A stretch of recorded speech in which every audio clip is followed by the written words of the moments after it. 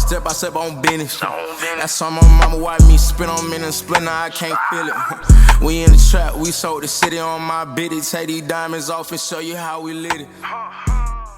Welcome back to another episode of Before the Horn podcast. This is episode 52. As you know, I'm your host, Khalil. As always, I got my guy with me, Daywan. Yes, sir. We here. Let's talk. Yes, sir. Dennis, he got class and stuff on Thursday, so he can't be with us. But, we got to keep the show rolling. We got a couple things we need to talk about. First thing first, we introducing a new segment called Around the Hardwood, recapping games that happened between last podcast and this podcast. So we got a few games from the past couple of days that we want to touch on a couple contending teams, as well as all the free agency news that happened in the past couple of days. A lot of players on the move, a lot of switch ups. So we got to definitely discuss that and, what's next for these teams, as well as talk about, the news that came out about Nick Saban and, the reason why he retired in the state of college football, give our opinions on that and where do we see it going from here in the state of college football. And to wrap up the show, we have to talk about the expansion of the 14-team playoff that wants to come in 2026, give our opinions on that, how we feel about that, what we see coming in the future down the line for college football. But as always, take it away, Daywan. Like Khalil said, episode 52, welcome. Thank y'all for tuning in. Khalil also said we are introducing a new segment called Around the Hardwood, where we talk about NBA news and scores and games our last couple days. So let's start off with Tuesday night. We have two games we're going to talk about on Tuesday. 4 teams that are obviously going to be contending. The first game we're going to talk about is the Minnesota Timberwolves and the Los Angeles Clippers. The Wolves defeated the Clippers 118-100. What do you think about this game, Lil? Kawhi Leonard went down in this game. I think they were up around like 22 points or something like that when Kawhi went down and went out. And, at that point, the Clippers looked like they was in complete control of the game. And then they just collapsed from there. James Harden only gave you 12 points, 7 assists, and 2 rebounds. Paul George only scored 22 points, only took 11 shots. That was very concerning for me. Personally, just given the fact that we know what this Clippers team represent, we know what Kawhi Leonard, Paul George, and those players represent, and that is they may not be there. And this is what happens. They're two of the most injury-prone superstars in the league. So it's causing concern for me when your best player goes down and y'all can't hold the league when you have 2 other former All-Stars that's playing at a high level still there and y'all can't get it done. And looking on the other side, a big game by Ant-Man, 37 points. That boy. He did what he had to do. That boy different. He's been turning up lately. Nikhil Walker, 9 for 10 off the bench, gave him 28 points as well. Mike Conley gave him pitched in with 23 points. Rudy Gobert anchor in the middle. Didn't have too big of a game, but his defensive impact. I mean, he is league leader in odds to win Defensive Player of the Year again. We're not gonna get into that right now, but that's what the state is. But I think it was just a big win for Minnesota and some causing concerns for Clippers that we've always had. And we always say let's wait to the playoffs. We can't really give an opinion on this team because we don't know who's going to be there. But if this is how they're going to show, if a player like Kawhi Leonard is out, then they're going to be in some trouble come playoff time. Yeah, I'm not really going to recap the game too much. I'm going to talk about both teams. First off, let's start with the winners, the Minnesota Timberwolves. That boy Ant is so different, dog. 37 on 29 shots, 8 rebounds, 4 assists. That boy's something different. And then Mike Conley, he contributed with 23 points as well. And I love how Alexander contributed off the bench with 28 points. Like, that's what they really needed. They needed that extra spark. And you talk about the Clippers, how are they not able to execute when Kawhi Leonard went down? You have 2 other All-Stars, great players in James Harden and Paul George, and they could not get it done once Kawhi went down. That is very concerning. Paul George should be taking more than 11 freaking shots. James Harden should be taking more than 10 shots. This is bad. And players on the bench, they got to step up better. Like Tice added 10, Powell added 11, but you start lineup besides Paul George, James Harden. I mean, Zubac only had 10. I mean, that's kind of what he gives you all night. But Terrence Mann only gave you 7. I need to see more from Terrence Mann, but this is kind of concerning by the Clippers that they can't execute without Kawhi Leonard. And who knows how long Kawhi is going to be out. So if he's be out for an extended amount of time, Clippers going to probably be a first round or second round exit. Hopefully Kawhi come back for the playoffs, but not a good showing by the Los Angeles Clippers for this game. Question for you. What's up? Who do you think right now if playoffs was to start tomorrow, who you think the scarier team would be Well, out of these two teams, out of those two teams? Yes. 100% the Minnesota Timberwolves. And I know we talked about this before. Pretenders or contenders. When we talked about the Western Conference, we said the Wolves are contenders only because they haven't been here yet. They have not been that far in the playoffs yet. They haven't been in the playoffs in a little bit. They haven't get their feet wet. But Anthony Edwards is on a tear. Rudy Gobert, again, in the running for Defensive Player of the Year. Cat, he's hurt, but still, they're turning up without those two are turning up without Cat being in the lineup. But if they continue to lean on Ant-Man and keep playing good defense and keep being led by that great head coach they got over there, they're definitely going to be a threat in the playoffs. But again, I don't think they make it past the conference finals. That's the highest I got them going is the conference finals. Oh, okay.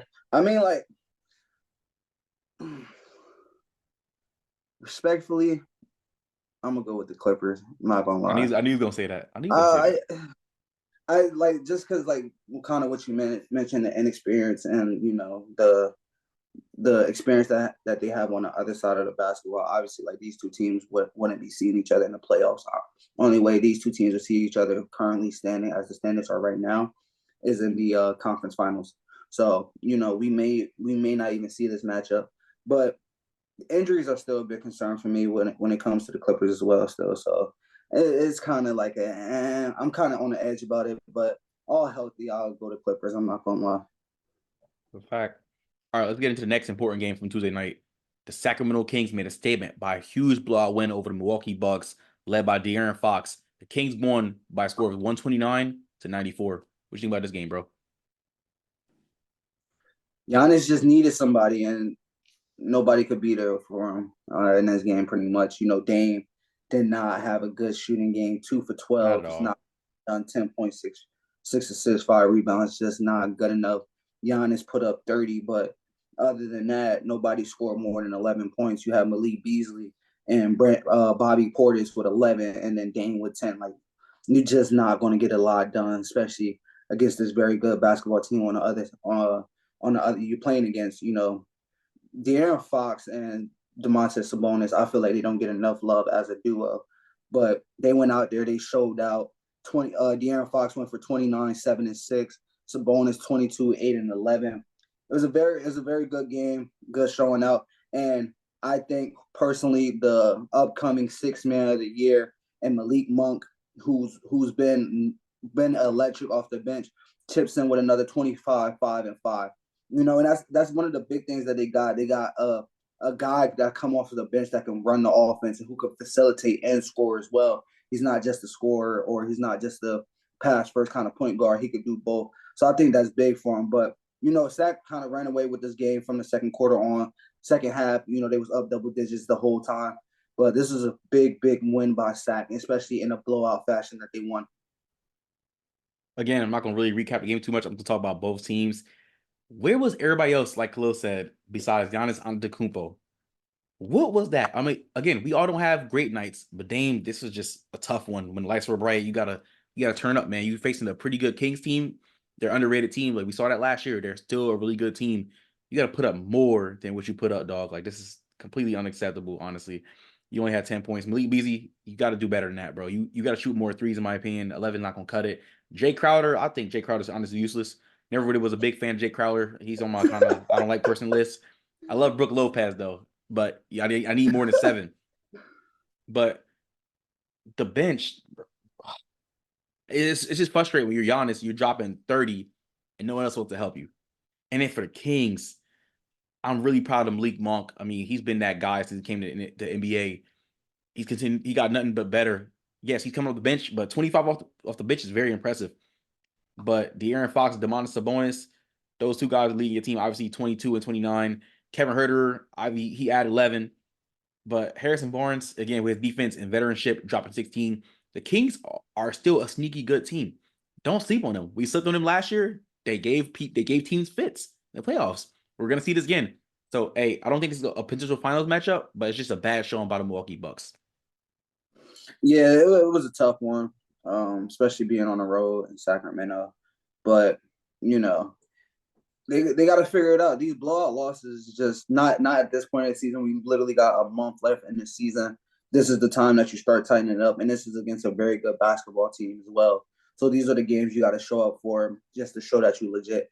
Does this make me look at Milwaukee different? No, but like I said, it's just It important to happens. show up for these games, especially against other teams that are contending. That you show that y'all may be good, but y'all not on our level, and they just Facts. failed to do that as a basketball team. Facts. Let's move into Wednesday's night's games. Let's start off with the NBA Finals rematch where the Denver Nuggets defeated the Miami Heat 100-88. What you think about this one? Uh, this Denver Nuggets team is just a good basketball team, man. What They can I are. say? Jokic didn't have to do it this time as far as scoring. He only put up 12 and 14, but you know what you could get from him at any given night. You got guys like Michael Porter Jr., Aaron Gordon that stepped up. Porter Big Jr. time. had 25. Aaron Gordon had 16. Jamal Murray with 14. And this was a very close ball. This was a very close ball game. Very defensive, more oriented than offensive that we kind of seen in the finals, where we seen the offensive explosions that this Nuggets team put up last year in the finals. This was more of a defensive game, kept it close, but in the end, they did what they had to do. On the other side of the basketball, Bam Adebayo had a pretty good game, 17-13, around what Bam do. Jimmy Butler, not so much. He shot 6 for 16 from the field, so not so efficient. Duncan Robinson, his specialty is shooting threes. He only went 1 for 6. That's not good. But you did get 14 points from Terry Rozier as well. I wish they could have got a little bit more from the bench. That could have been a bigger difference from somebody like Jaime Jaquez or Caleb Martin or even a Patty Mills. I don't expect too much from Patty Mills, but 1 for 6 can't cut it. 0 for Not 3 at from all. the 3. That's just not going to get it done against this What about experienced team. But yeah. the Nuggets are just a very good team that knows how to win basketball games. I'm not gonna lie to Miami. I don't really trust them during the regular season, but when it comes to playoffs, that's when I can put some faith and trust in them. This game, they was actually neck and neck with Denver. Denver just pulled away late, but this was an experienced team that just won the championship does to you. And again, like I mentioned at the beginning, these two teams were in the NBA Finals last year. But like you said, for the Miami Heat, Jovic, I mean, they got him in the starting lineup for a reason, dog. Like, you only dropped 3 points. And I saw the 3-pointer he hit. It was in the first quarter. After that, he didn't do nothing else the whole game. Jimmy Butler, I mean, he should be giving you over 20 a game, but Bam really had a low-key, sneaky good game. He really, really did. If you watch the game, he had a good game. He It played was good a defense. solid Bam game. It really was. And Bam usually is the one that's inconsistent, but everybody else didn't really help out. Terry Rozier, he added 14. But this Miami team, I don't have too much stake in them in the regular season, but in the postseason, I definitely do. But honestly, nothing really to say too much about this game. This is a good win by Denver. My only thing with Miami at this point of the season, they kind of still been kind of ups and down. You kind of seen them turn it on a little bit after the All-Star break, but they still have a couple up and down moments. That's like, I'm cause for concern. I get it. They always seem to step up in the playoffs, but do you think they can ramp it up to that level of a Boston or Milwaukee when it comes playoff time? No, As they the can't. team looks right now? They can't. I'm just going to answer you. No, they cannot. And again, this is a team that has been in the conference finals like a couple times the last couple years, in the NBA finals in a couple times the last couple years. They can't win it, bro. They just can't win it. That's just Miami. Led by a great head coach, great veteran leadership, solid center, solid 3, supporting cast. That's what Miami does, but they would never be on the level of a Boston or Miami. I'm just keeping it real. In the regular Yeah. season, in the postseason is different though. I mean, here's my thing as well. Like, I don't see the Gabe Vincents and Max Strus type of guys that and it sucks that they lost those guys. They try to clear up some space to get Dame. They didn't get Dame. We mentioned this on the podcast before that they kind of messed up in that situation, not getting Dame and not having the backup, not being able to keep Gabe Vincent and Max Strus because of it. So I think this is kind of some of the effects of it. So I don't know if you could still turn it up. Like, are you really going to trust rookie Jaime Jaquez to step it up come playoff time? Are you going to trust the old Patty Mills? Like, I get it. He's a vet, but his best days are definitely behind him at this point. Is that the guys that you're going to put in to trust to make the big plays that Max Strus and Gabe Vincent gave you last year? I'm sorry. I don't. I can't see it. I'm sorry. That's a fact. That's a fact. All right, last game we're going to cover for tonight. Let's talk about the Sacramento Kings again. They put a beat down on Los Angeles Lakers on Wednesday night by a score of 120-107. Domantas Sabonis is 10-0 against Anthony Davis whenever they face. This is crazy, but what do you think about this game? Actually, I want to hear your thoughts first. This is the one I really want to hear your thoughts on Why before I am I get my. being why am I being targeted?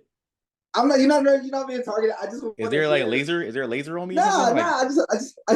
I just want to hear, bro. That's it. That's it. I'm curious. I'm just curious. I mean, what you expect? This Lakers team, like I said, they are going to be probably on a bubble or be a playing team. Again, I love LeBron James, but hey, big dog, if you're playing 40 minutes, I need more than 18 points. You had 13 rebounds, but and 9 assists, but I need more than 18, dog. AD had a solid game. AD has not been bad this year at all. He's been actually pretty healthy, surprisingly. Hachimura added 20. All threes added 28.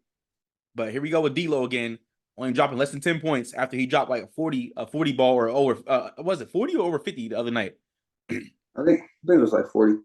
Yeah, some whatever. He did that like last week on Friday, but the Lakers bench needs to contribute more. Torian Prince led the bench with 7 points. No one else did anything. What you can't win when your bench is not really contributing nothing. Your bench is only giving you freaking 13 points. That is trash. And guess how many points the Lakers lost by? 13 points.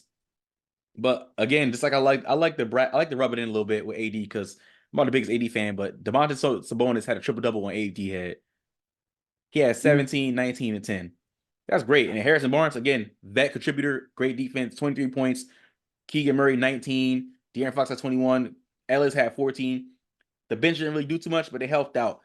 The Kings, again, sneaky good team. They're going to be a problem in the playoffs. Again, the farthest I see them going is the conference finals. They have the ability to get to the conference finals, but can they make it past second round? We may never know. But again, this is just a good win by the Kings, sour by the Lakers, especially the bench. Yeah, man. I don't know what AD did to those European big men, They but every killed him. time Jokic or Sabonis see him, they give him the They work. give him And work. this is from quote unquote one of the best defensive bigs in the game. But it Yeah, seems like every time Sabonis or Yoke go against them, they get whatever they want. And in this game, like you absolutely. mentioned, Sabonis 17, 19, and 10. Only taking 10 shots, like he could have been a lot more aggressive, but he didn't need to because the starters showed up. De'Aaron Fox, 21, 7, and 4. You know what you're gonna get from him on any given night. I love Keegan Murray. I think he's a very underrated player that not a lot of people pay attention to, especially if you don't watch many Sacramento games. Probably don't know too much about him, but he's a very, very good shoulder. Big fan of him. And Harrison Barnes also put up 23 points. That starting lineup just did what they had to do. All five of them in double figures. And on the other hand, as a coach, Darvin Ham, like Austin Reeves got it going. Don't take him out in the fourth quarter. Let him keep going. Not especially not for like Torian Prince or somebody like that. I get it if you had like somebody else that can score the basketball. Okay, take a break. We want to put somebody in there that can do similar things to you. But Torian Prince not scoring the basketball like that. I get it. He No. has 7 points, but not too many people are square with Torian Prince. You really didn't get nothing from your bench, like you Facts. mentioned. Spencer Dinwiddie played 20 minutes and gave you 0 points and only took 2 shots. I can't do nothing with that. As a team on the bench, they only took 9 shots. Like they need more. LeBron, 18, 13, and 9, pretty solid game for LeBron. Not asking him to, give you the 30-point triple doubles or anything like that, but I need more it's than a very 18 though. serviceable game. I need more than 18 a little bit though. Yeah, I mean, you definitely wanted more in the 20s, somewhere around 24, 25, somewhere around Yeah. that area. But, like I said, you had guys like Hachimura. He had 20, he had it going, 9 for 11 shooting, so he was very efficient with his shots. Austin Reeves had it going. They was feeding Austin Reeves to a point. And D'Lo, he didn't have too big of a game, but I think this is one of the games where he deferred a little bit more just because guys around him was getting it open, getting off. But AD, bro, like you got to do something, bro. You got to. I'm not asking for a bunch on the offensive end. Offensively, he was decent. He had 22 points, 10 rebounds. But defensively, you gotta give these guys a challenge. Sabonis pretty much did whatever he wanted to do. Like 14 defensive rebounds, 5 offensive rebounds. Like he just had a very solid game, and they could do nothing with him.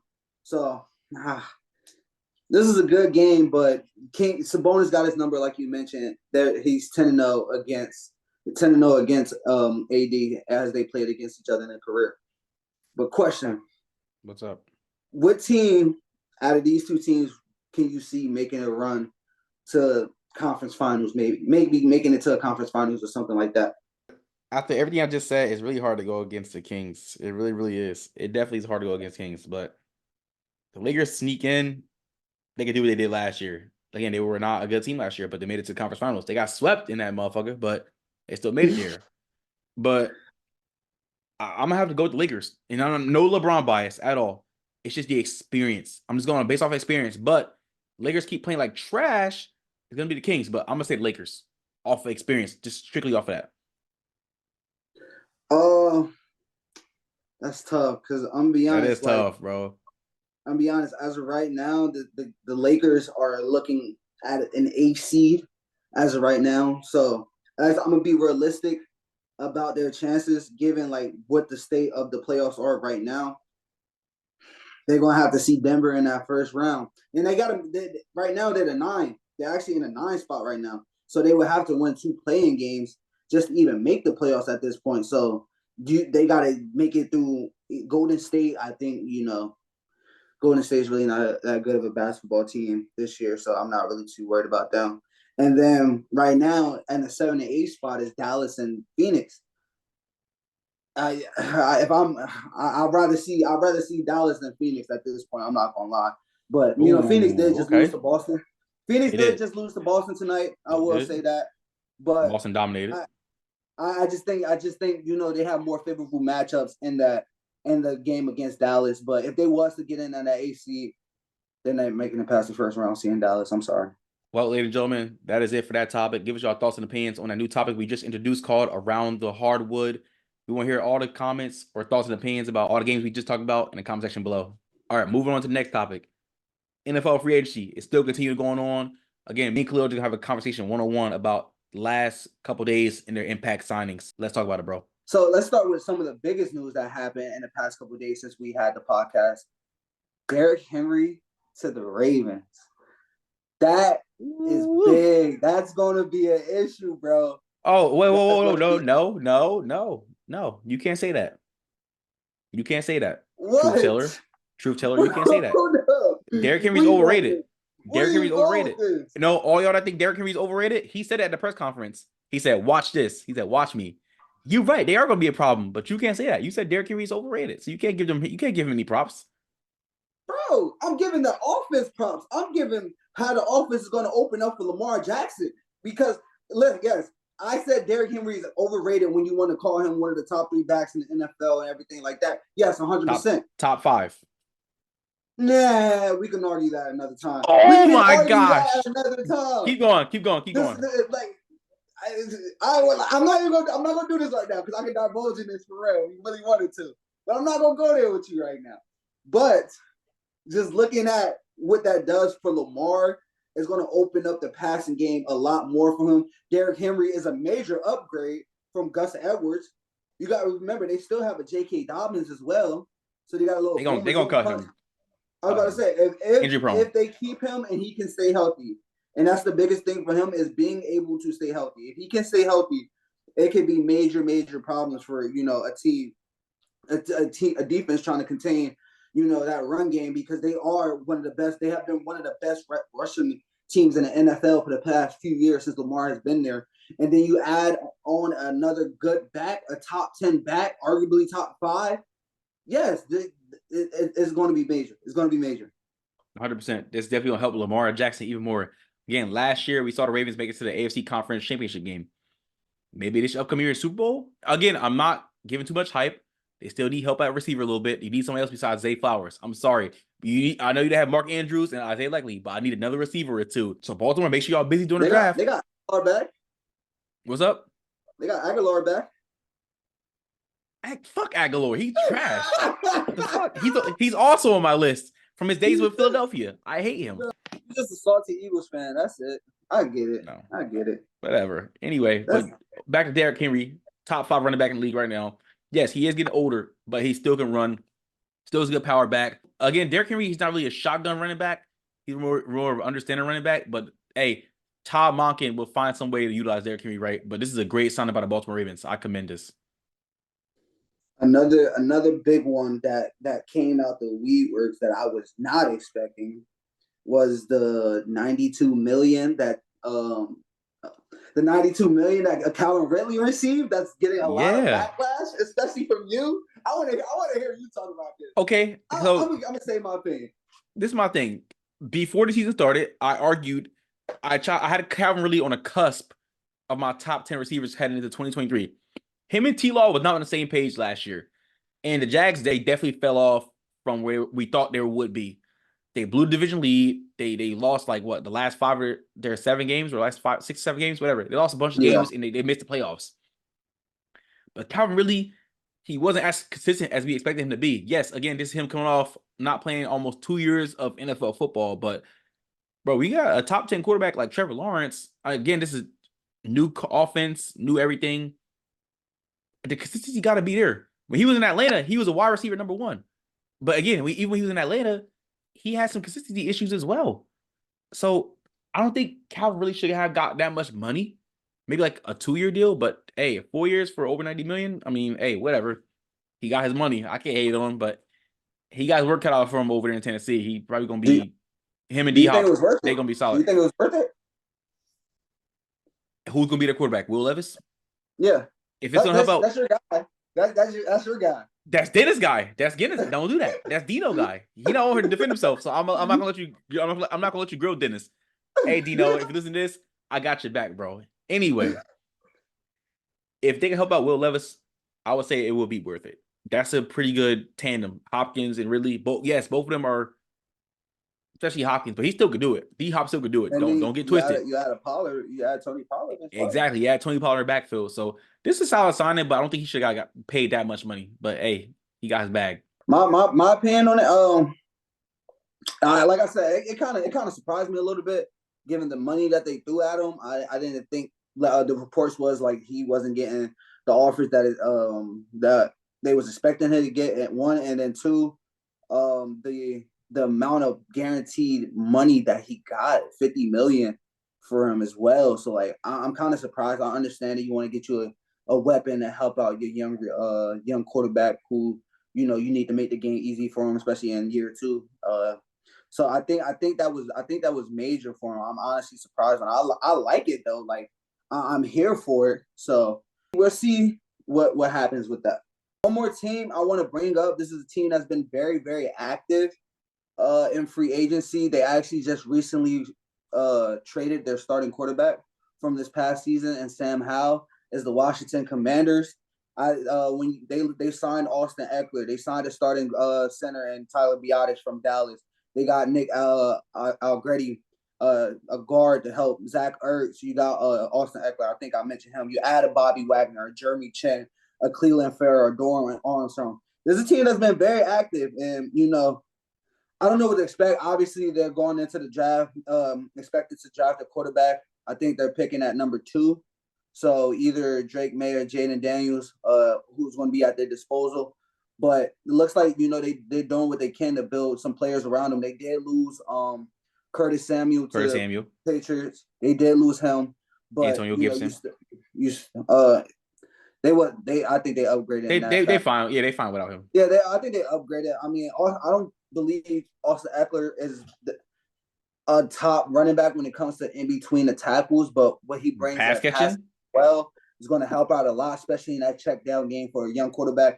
I don't know if it's going to be, they're drafting a rookie and they want to throw him out there from game 1, or we see another thing that happened 2 years ago when Mariota started, and then eventually they moved to Desmond Ridder. So we're going to wait and see what happens there. But, it's a couple good sneaky moves from a team that, I think we really didn't expect too much from, given that they wasn't that good and they're like bottom of the barrel in the NFL this past year. So I think they had a pretty good plan going into this free agency. What about Frankie Louvu? Oh, Frankie Louvu. Frankie Louvu, top 20 linebacker. Got a 3-year deal. Yeah, he got out of a losing situation. I mean, he's going to another losing situation, but who knows how this Commander team could turn out. Again, they traded their starting quarterback, Sam Howell, who they drafted about, I think, 2 years ago. Traded him to Seattle. They're obviously going to draft a quarterback with that number 2 pick. Who knows how this team is going to be? I'm not sleeping on them. I'm an Eagles fan. But again, I hate facing teams in my division because it's a fight. Last year against the Commanders, they took the Eagles there 2 games. And the Eagles were just a better team in some instances, but they should have lost those games. But these are really, really good signs by the Washington Commanders. This is a team to watch out for. Now I'm gonna bring up a couple teams as well. First off, let's start off with Patrick Queen leaving the Baltimore Ravens and joining his division rival, the Pittsburgh Steelers. What do you think about this one? I think it was a good pickup to get one of the premier linebackers in the league, all pro bowler, everything else under the sun. Him and Roquan Smith did last year. We knew they was going to lose them, so I think that was a big thing. Honestly, the AFC North has been poaching a few of Ravens players away. A couple of them are staying in division, but going to new teams. But this is a big pickup to beef up that defense. And I don't know if you mentioned it. Since we're on the Steelers, they also traded for Dante Jackson as well and got rid of Deontay Johnson. So it looks like they're going all in on defense. I don't know really how I feel about it because defense has always been their strong suit. Don't get me wrong. I think, you probably should put a little bit around Russ. Don't think he can carry a team. You should put a little bit around him. But I like that. I like the signing of Patrick Queen. Yeah, I'm with you, bro. And I forgot to bring up that they traded Deontay for Dante Jackson. But this is honestly a surprise move. Now, I'm going to keep it real, though. Patrick Queen, first team All-Pro this past year, him and Roquan. We saw Patrick get better once Roquan got on the team. How can Patrick Queen, again, do without Roquan Smith? We've seen him prior to Roquan. Let's see how he does without Roquan. But, again, he's going to a great organization led by head coach Mike Tomlin and the Pittsburgh Steelers. They have other defensive greats on that defense, named T.J. Watt, Minka Fitzpatrick, Cam Hayward. They got some guys over there, and I probably forgot a couple of guys. I'm just trying to get through this. But Highsmith. Yeah, Alex Highsmith, he was on one last year. I forgot to mention him. I knew I was forgetting somebody, but thank you, bro. Anyway, but this is a pretty solid, but my concern is, can he do it without Roquan right next to him? Because we saw him without Roquan, and we saw it with Roquan. So let's see if he can do it. Again, I got to respect it, though. First team All-Pro this past year. What about the Indianapolis Colts? They've been another busy team as well. They re-signed a lot of players to their defense. They brought back Tyquan Lewis, Jannard Avery, Grover Stewart, Zaire Franklin, who's a top 10 linebacker, in my opinion. Kenny Moore, one of the most underrated nickel corners going to be having in this league. Ronnie Harrison, who was a solid safety for them last year. And they also bring in veteran quarterback Joe Flacco, who led the Browns to the playoffs late in the year last year. What do you think about the Colts? I think they did a good job, especially keeping their guys in. They had a very solid season given the circumstances with Gardner Minshew. We seen him walk out the door and head over to Las Vegas. So now he's in Vegas. So you replace a Gardner Minshew with another guy who had a good season last year, stepping in the back row, and that's Joe Flacco. And he has a lot of experience playing in his game. So he can also mentor Anthony Richardson. He was the mentor to Lamar Jackson when he first got into the NFL, if we remember that. They're not the same player as far as, what they bring into the football field. One's, dynamic with his legs, and Anthony Richardson and Joe Flacco's, pretty strong arm quarterback, pocket passer type quarterback. But, we talked about them already re-signing Michael Pittman as well, which was solid. But just to keep their core guys on their defense together, helps a lot, having guys that's already familiar with the system. Last team I want to talk about. We already talked about them briefly before on episode 51, but what do you think about the Houston Texans? They bring in Joe Mixon after the Bengals traded him to them. Also, they bring in top 10 edge rusher who had a great year in 2023, Danielle Hunter, who was one of your favorite guys. Can you say that one more time? Top 10 edge rusher who was top 5 in sacks last year, Danielle Hunter. They bring him in also as well. Relax, bro. Relax. I know you got a hard on right now. Chill out. Oh, man. But no, I mean, they did a pretty good job. They were a little active, especially on the defensive side of the football. We kind of mentioned Danielle Hunter in the last one. But, you added some beef up front. Pause, and Danico Autry and Tim Settle to beef up that interior. You also add a lot on the back end with Desmond King, Jeff Okudah, Lonnie Johnson, Mike Ford, veteran guys who's played a lot. And, another very underrated linebacker who's been pretty solid. He was most recently on the Tennessee Titans. Prior to that, he was on that Super Bowl, the first Super Bowl in 2019 team that they went Al Shashir at linebacker. So another veteran guy, D'Amico Ryans, a defensive coach, bringing in a lot of defensive guys to, kind of instill that culture that's already been set. And I think it's going to be good for him. And we did not mention this last time, but you pair up a Danielle Hunter with the rising guy who was just pretty defensive rookie of the year, and Will Anderson. So I think that was big for him. Yeah, I think it was big too. I'm just really surprised at the Joe Mixon thing. Like, I just still don't get that move that they let the Bengals want to get rid of him. But again, they're trying to make room for Jamar Chase, and they got Joe Burrow's big contract, so that's completely understandable. But definitely Danielle Hunter. I'm not gonna lie, I was one of the guys that slept on Danielle Hunter. I had him outside my top 10, but again, he shut me up. He made Khalil happy, but he definitely deserved the contract he just got. So again, great additions by the Houston Texans. Lil, you said yeah, one more team to talk about? I had one more team I wanted to bring up because somebody wanted to bring them up earlier. So let's hear it on the podcast. The Atlanta Falcons. Let me just go ahead. So on Thursday, the Atlanta Falcons traded quarterback Desmond Ridder to the Arizona Cardinals in exchange for Rondell Moore a day or two after acquiring Kirk Cousins and Darnell Mooney.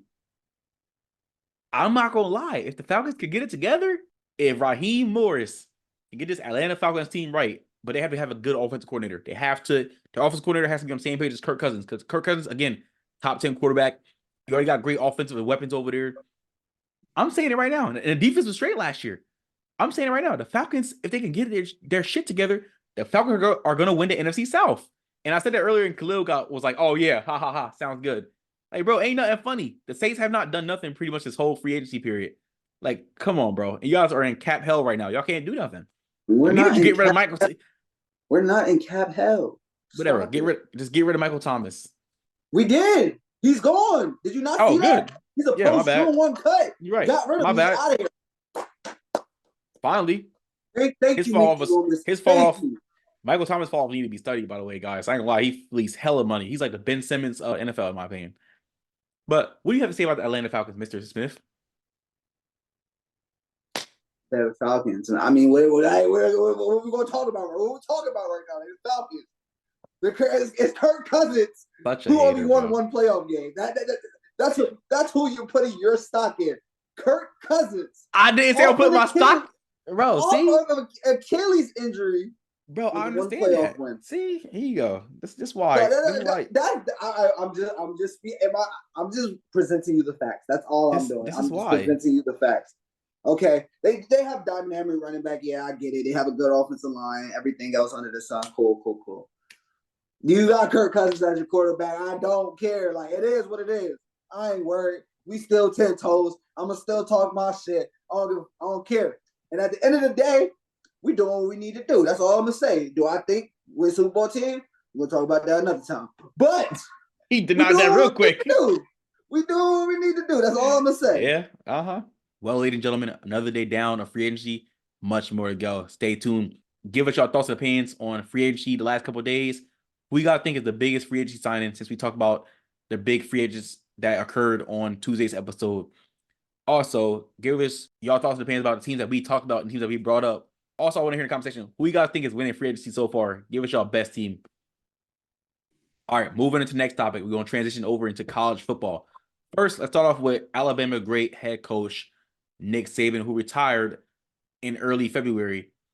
Nick Saban came out and said the reason why he was retired. And pretty much to sum it up, players were caring too much about NIL and not about actually winning in the Alabama culture and tradition that he built for so many years. What's your thoughts on this, bro? I mean, we kind of seeing this. A lot. You didn't really. A couple things that he kind of mentioned was, before, at the end of the year meetings when we talk about going into next season with the plan and all this other stuff. It used to be about the developmental plan for these guys. How we going to get better? How can we get you closer to getting on the field if you're not ready, or what can we do better for next year? But now it's become pretty much, how much money can you offer me? Okay, am I playing next year? If not, next year. That kind of stuff. And for certain guys, that's just too, that they don't want to deal with that. We seen Chip Kelly leave UCLA for a reason, because he was trash anyway. He was trash anyway, bro. Come on. No one in LA liked him. Look up the articles. Everyone look on LA Twitter, LA Instagram involving UCLA booster stuff. They hated Chip Kelly. So don't bring Chip Kelly up. He's about to literally ruin Ohio State. Dennis, don't be biased. You know he's about to. Michigan, Big Ten champs. I'll FaceTime him right now if I really wanted to. But yeah, now It's just too much politics. Like you seen BC head coach leave to go to the NFL to be an assistant coach. Like now this game is just not made for. It's not what it used to be. And since there's no guidelines on it or any stipulations on it, it's just the wild wild west right now. Wild wild west right now.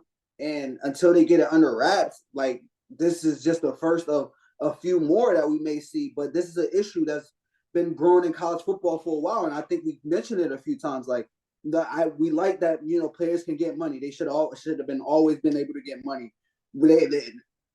Let's be real, they was getting money, but not They like are. they're getting now. They're getting more public money, more and brand endorsements and stuff like that. So that's way more money than they was getting before from the boosters when they was sliding them checks. But we ain't gonna talk about that.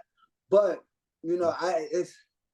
it's a tough situation. They got to tighten up the restraints. This and the transfer portal, they got to tighten up the restraints a little bit because it's out of control. Honestly, It is. And again, we all was for players finally getting their money.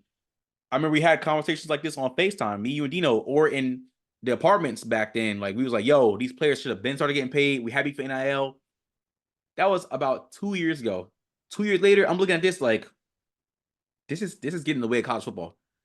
Again, like Khalil said, yes, we know them boosters was definitely signing these kids money. I remember I saw Justin Flo had a Lambo or a Scat Pack or something like that. Like we know, like Johnny Manziel, he already said he was getting paid. Other players definitely in the past were getting paid before all this NIL nonsense came out.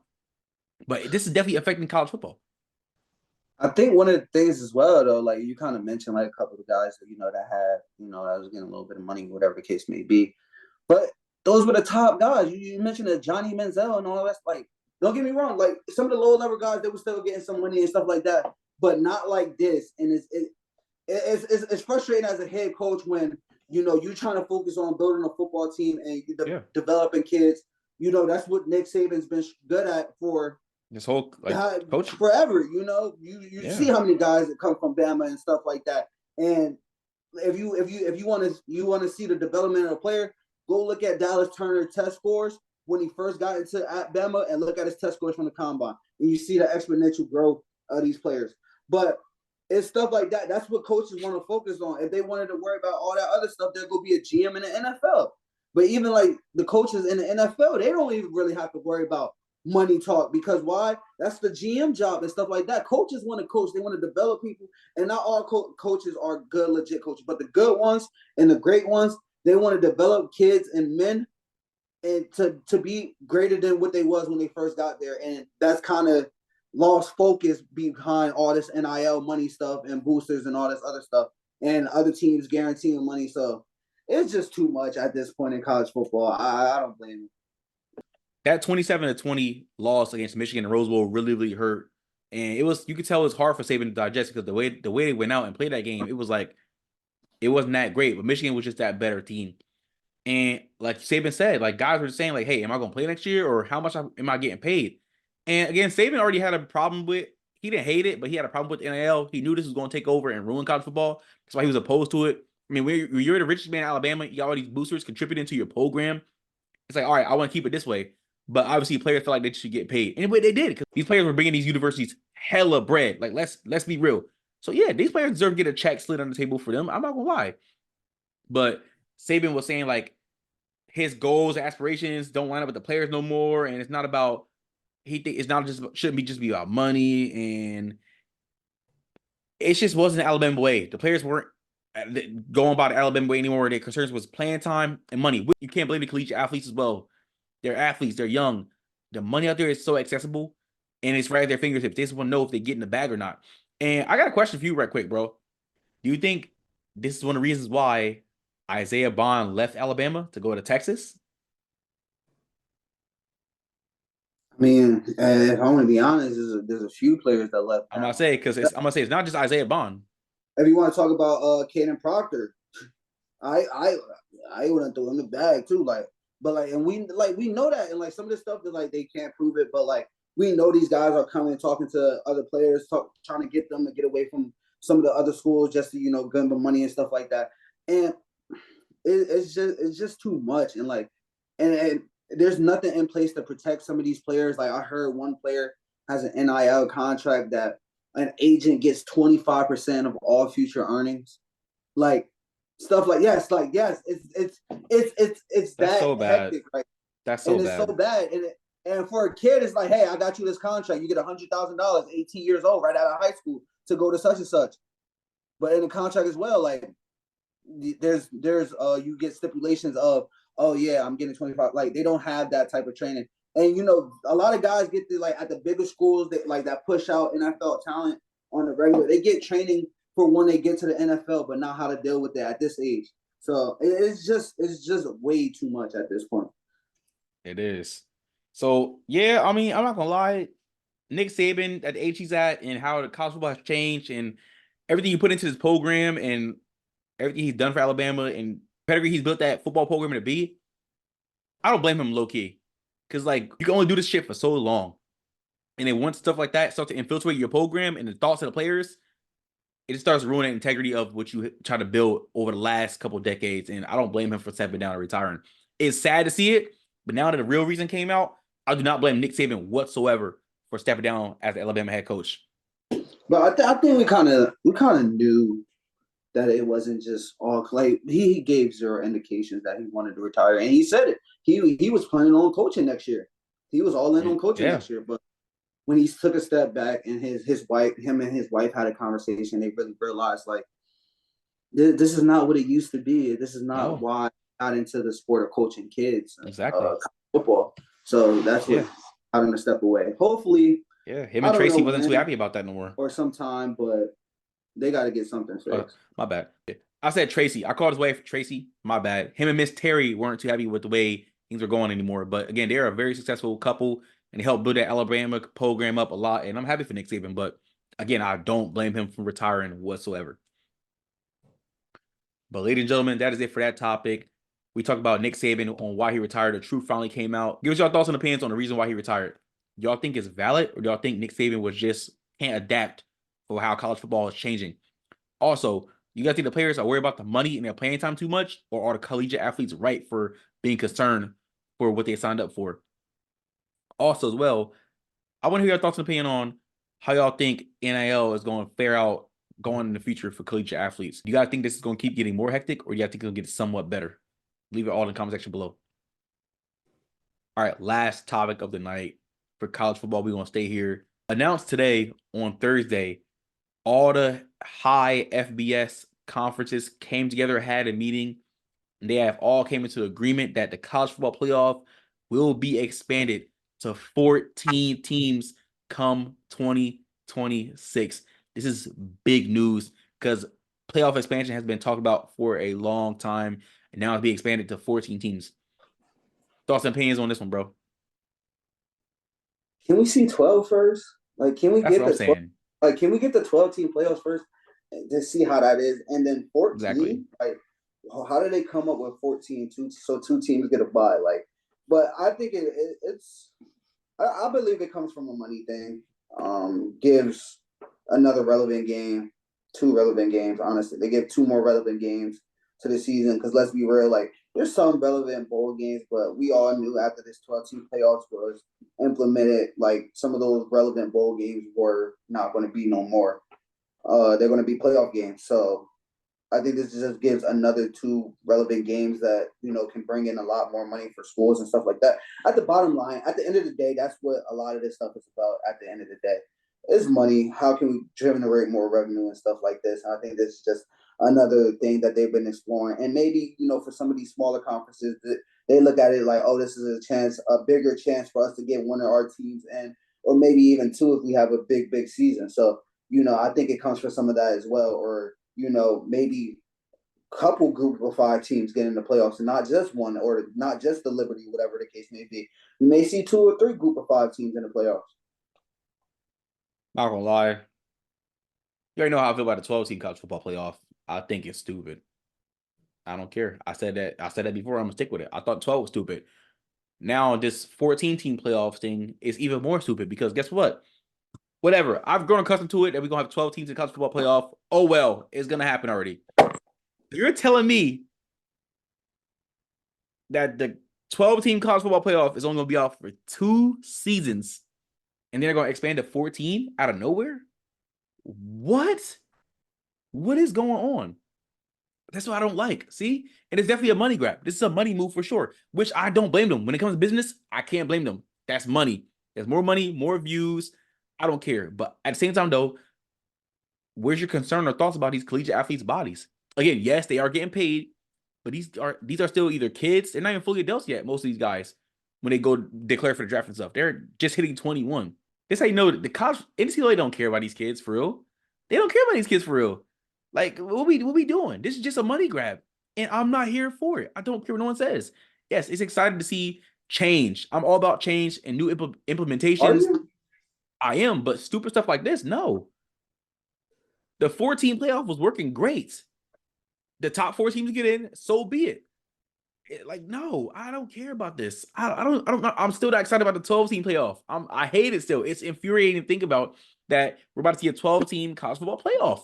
I don't want to see it. I know Khalil and Dino are excited about it. I'm not excited about it. Maybe I'll be excited about it when it happens. Just like I hated the idea of the in-season tournament and it happened and I loved it. Like, just like I don't like the idea of the March Madness possibly being expanded. And I don't like the idea of this being expanded. Then, same thoughts as the March Madness being expanded to over 90 teams. I hate this. Don't do it. Charlie Baker, pull your head out your ass and don't sign off on this.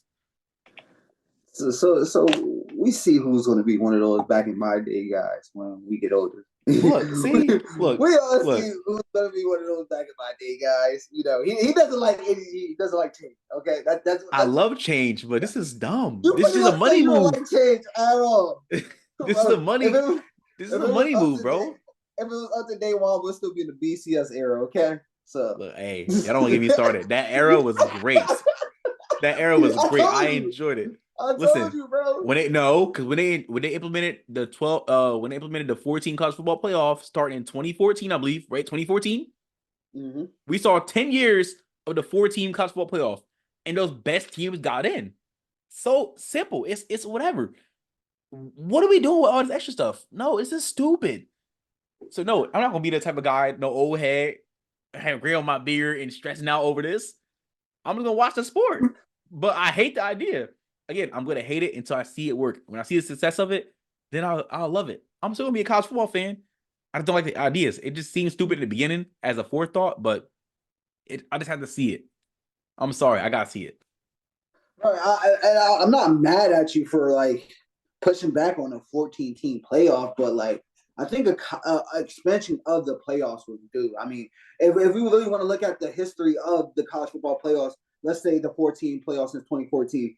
There's a number of teams that did not get in that you can argue could have gotten in or could have won a game. Bama from That's true. Georgia TCU for sure. Georgia, like Florida State. You know, I live in Florida. I work with Florida State fans. They still mad about that. I bet they are. So like, but they would have got dog walked if they would have got in. We don't know though. That's the thing. We never know. Yes, we can never know. That's the thing. They lost Jordan. I'm not getting into this with you. We talked about this before in prior episodes. I'm not doing this. I'm not doing this. Here's my thing. I said they shouldn't be in. I said they're not going to make it in. I was one of those guys that said they're not going to make it in. They shouldn't make it in. 100% because they lost Jordan Travis. But at the same time, you never know. Because guess what? It may be a fucking Cardale Jones moment or a Nick Foles moment. Remember? Yeah, obviously this is a whole different game, NFL to college. But remember, Nick Foles looked trash towards the end of the season and then kicked it up in the playoffs. So you just never know. And this is what gives us the opportunity to fill that void. So, I mean, I don't know. 14 is going to be modeled kind of after the NFL. So that's what for NFL bumped their playoffs to a few years ago to 14. So this is kind of like the NFL playoffs at this point. But I just wanted to see the 12-team playoff before we start, discussing should we move the number up or anything like that. Like, let's see what the product is with the 12-team playoffs. Is it like, okay, maybe 12's too many? We don't even know yet. Like 12 might just be too many when we watch it. Okay, cool. So if 12's too many, 12's too many, take your ass. No, I'm saying we got to see it. We got to see it. But if it's too many, disapprove this idea for 2026 and take your ass back down to the 14 playoff. I don't know when the vote the official vote goes in on this, but like we might not be able to see it before this vote goes in. That's the only thing. Well, we got to see. But like I said, oh yeah, now that you bring up the NFL with the playoff expansion, I hated it too. I still don't like it to this day. I feel like the first two teams should have a bye. Simple. Why did the seventh seed get to face the second seed? But again, I like it though. The last couple years, it's been since 2020. I like it. But it's when it first came out, I was like, man, I feel like the first two seeds should get a bye. But I mean, it's straight. I mean, I like it, but again, it's the same thing. It's not bad. Like It's not bad. I just got to see it. Again, I don't hate it. I don't like. It's not that I don't like change. I just have to see it. That's the type of person. I'm a visual person. I'm a visual individual. Feel me? I mean, it's Feel not like me? that. Like, for example, it's not like the NBA when more than half the teams make it into the playoffs. They have 30 teams, and 16 of them making it in. So it's not that. I don't even like the play-in idea. I hate the play-in crap. I hate that. Why did the 9th and 10th seed get a chance to get in the playoffs? You need it. No, you don't. You need it. If you are below that 8 seed, you suck. You're out. Simple. You being the LeBron lover that you are, you need it. So you should be grateful for it right now. That you could have something to talk about come postseason. Because if it wasn't for the play-in tournament, you might not have nothing to talk about. So you better be grateful for it. Listen, 1, don't talk about LeBron James like that. 2, don't come on my neck like that. All right, relax. Hey, relax on. Over LeBron. Don't do that. You gotta chill out, bro. You gotta chill out, man. Look, Dino not on here, bro. Dino will be getting out his chair right now. Dino will be like this. He pulled your card. Talk about you're not a real LeBron fan no more. He pulled your card. Yeah, I took that shit back. Don't listen to him. But, ladies and gentlemen, that is it for that topic. College football playoff expansion to 14 teams. Give us your thoughts and opinions about that. Hey, it's going to start in 2026, which is 2 years from now. So, hey, before it happens, we got to see the 12-team playoffs. But I just want to hear your thoughts and opinions about the overall expansion, again, 2 years later after they're about to implement the 12th one. But, ladies and gentlemen, that is it for episode 52 of Before the Horn podcast. Make sure y'all like, comment, share, subscribe. Thank y'all for whatever platform you guys are watching or listening to us on. We appreciate y'all staying locked in and tuned in. We appreciate all the support we've been getting.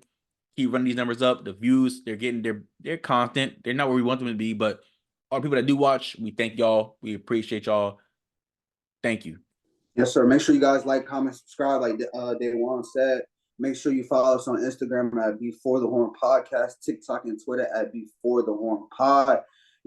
Keep a lookout for a few things. We've been brainstorming a couple ideas, trying to get, some more things out there to y'all. So just be on the lookout for this. We're still growing. We're still getting better at this. We're learning new things every day, every week. So we appreciate the love and support that we've been getting from y'all and the constant support that we've been getting for y'all along this journey. It's a grind to the top, and that's what we're doing. But, keep sharing, keep reposting everything. We appreciate it. It does not go unnoticed. Also, make sure you guys check out our Patreon. Link is in the bio for that. Patreon gives you good access to talk to us on a first-hand basis. Also, you can help us out by picking out topics. Also, giving us questions to answer while we're doing this podcast.